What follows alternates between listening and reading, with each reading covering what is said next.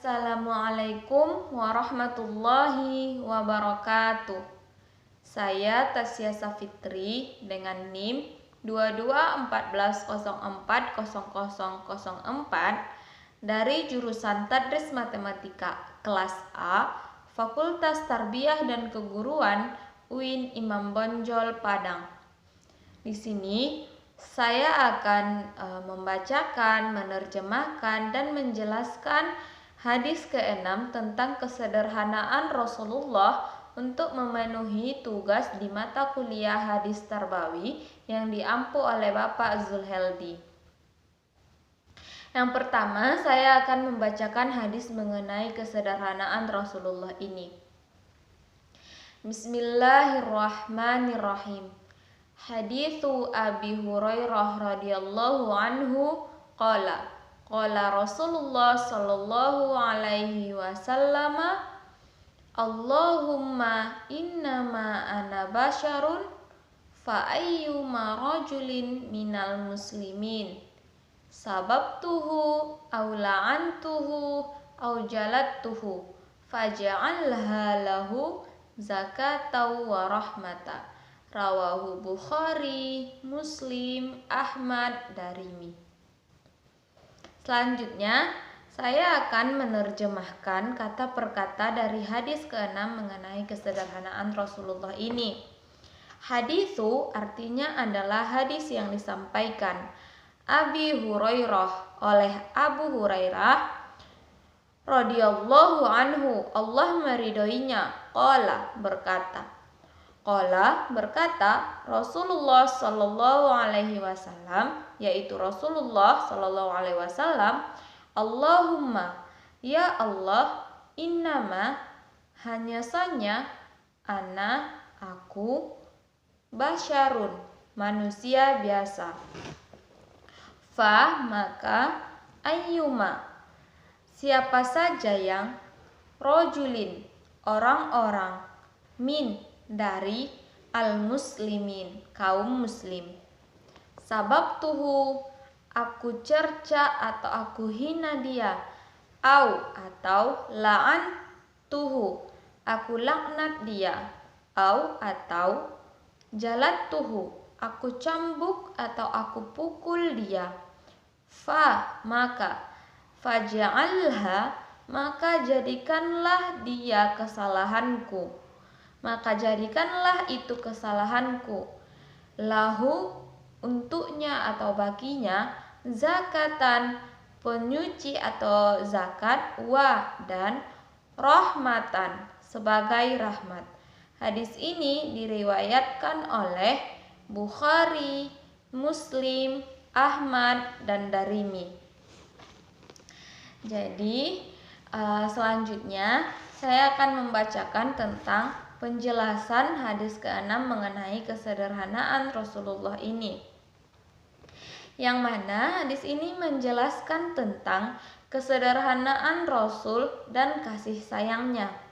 Di mana di sini Rasul pertama mengakui dengan sepenuhnya bahwasanya dia hanyalah manusia biasa. Tentunya manusia biasa di sini lebih bermakna atau bermaksud kepada hal-hal yang bersifat umum.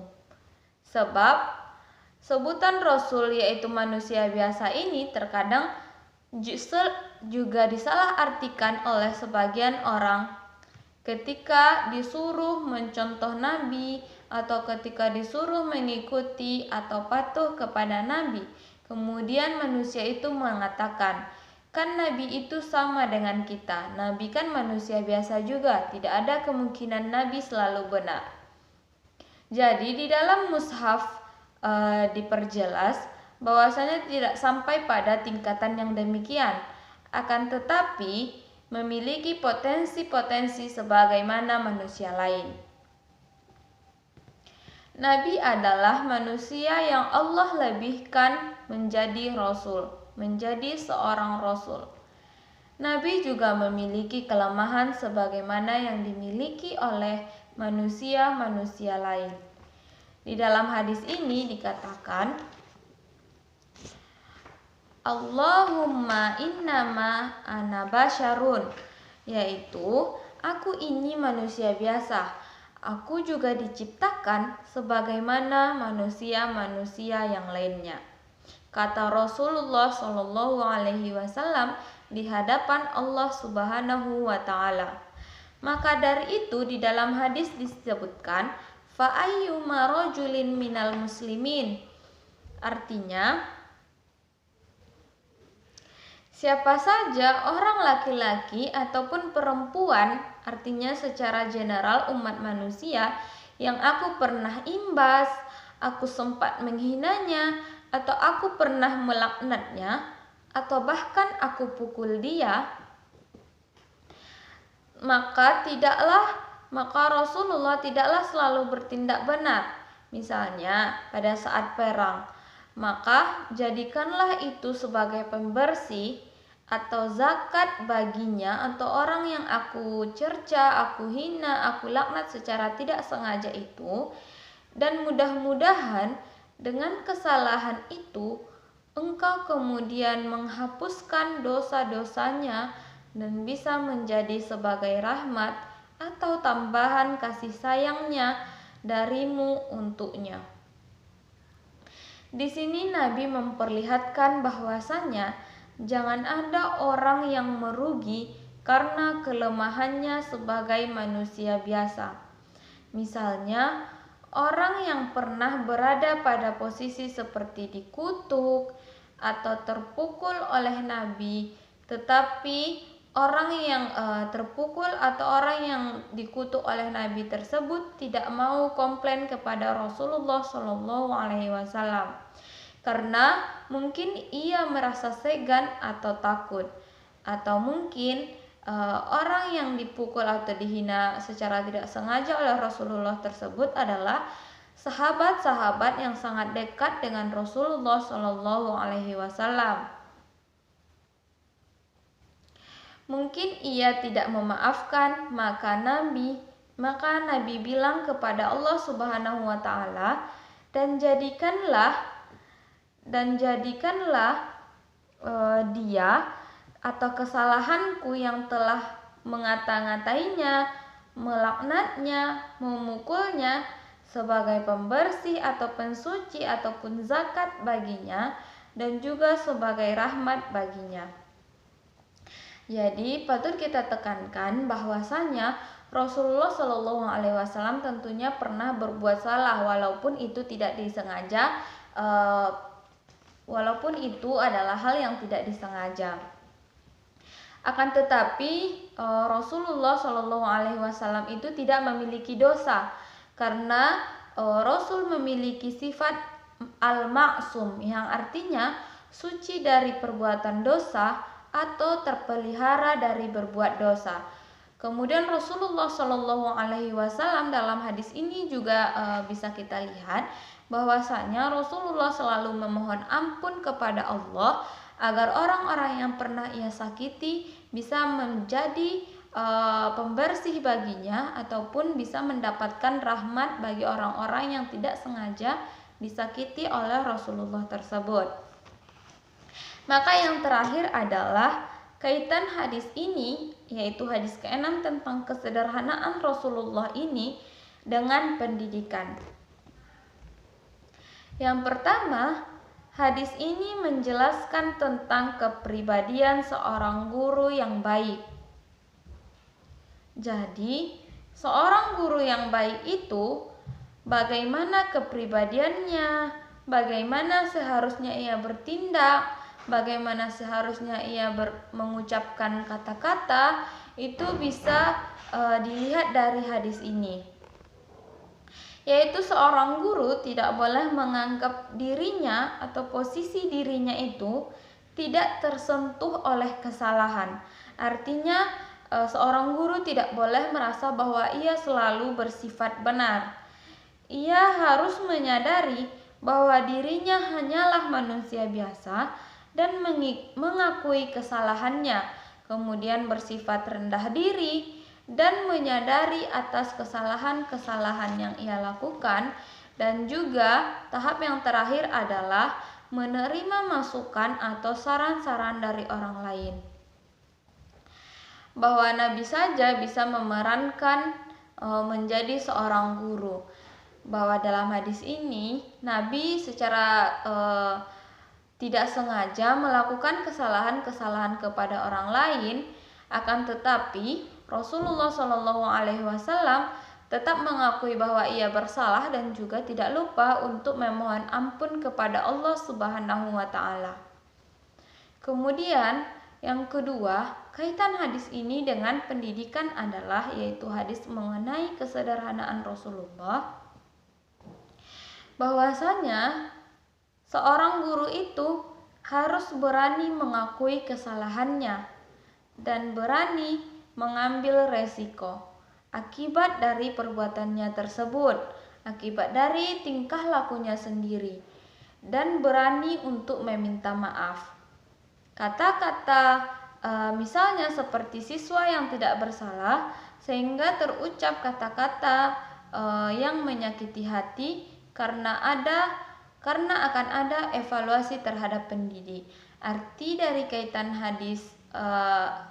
yang kedua ini terhadap hadis kesederhanaan Rasulullah adalah bahwasanya guru itu harus mengakui kesalahannya walaupun ia misalnya melakukan kesalahan kepada seorang siswa. Artinya tidak mengenal muda, sebaya ataupun kita lebih tua. Kalau kita bersalah, kita tetap orang yang pertama untuk meminta maaf kepada orang yang kita ganggu ataupun kepada orang yang kita melaksanakan atau melakukan kesalahan tersebut.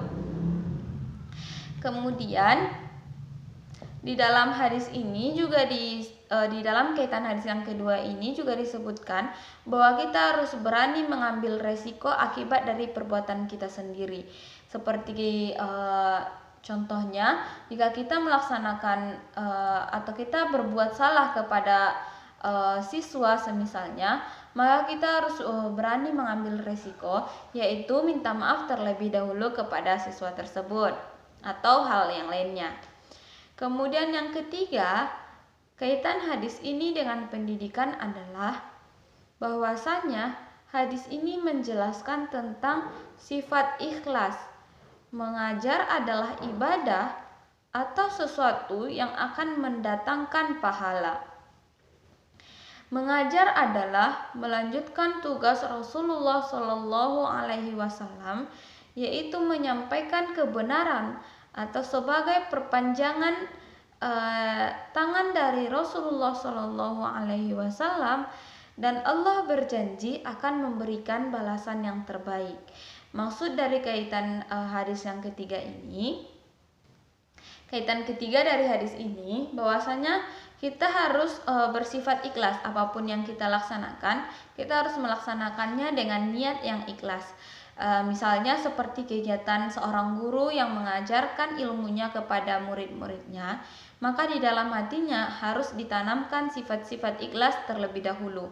Dengan ia mengajar secara ikhlas atau dengan rasa yang ikhlas, maka Allah menjanjikan pahala ataupun balasan yang terbaik kepada guru yang mengajar tersebut.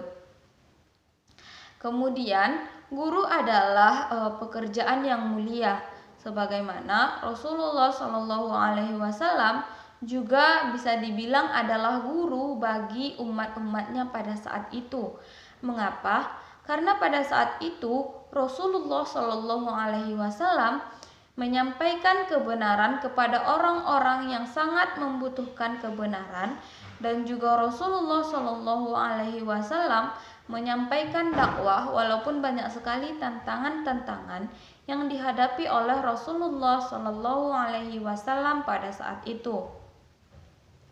Kemudian guru ataupun pendidik atau orang yang mengajarkan kebenaran kepada orang lain disebut sebagai perpanjangan tangan dari Rasulullah Shallallahu Alaihi Wasallam, karena artinya seorang guru atau orang yang mengajarkan kebenaran ataupun pendidik telah melanjutkan kegiatan ataupun pada saat itu tugas dari Rasulullah Shallallahu Alaihi Wasallam, yaitu menyampaikan kebenaran ataupun menyampaikan dakwah, menyampaikan ajaran Islam kepada orang-orang yang pada saat itu membutuhkan, kepada semua kaum muslimin yang hidup pada masa Rasulullah Shallallahu Alaihi Wasallam. Dan juga jika kita memiliki sifat ikhlas, tentunya Allah akan meridhoi segala hal yang telah kita perbuat, dan Allah janjikan akan mendapatkan balasan yang terbaik. Jadi perlu ditekankan bahwa hadis ini menjelaskan tentang Rasulullah yang secara tidak sengaja berbuat salah kepada orang lain, kemudian langsung meminta ampun kepada Allah. Padahal Rasulullah Shallallahu Alaihi Wasallam telah memiliki sifat al-ma'sum, yaitu terlepas dari segala perbuatan dosa. Akan tetapi Rasulullah Shallallahu Alaihi Wasallam tetap meminta ampun kepada Allah Subhanahu wa Ta'ala. Demikianlah penyampaian hadis ke-6 dari saya. Terima kasih kepada teman-teman yang sudah menonton sampai akhir, dan saya minta maaf atas kesalahan-kesalahan dalam penyampaian penjelasan mengenai hadis ke-6 ini. Sekian dari saya akhiri. Assalamualaikum warahmatullahi wabarakatuh.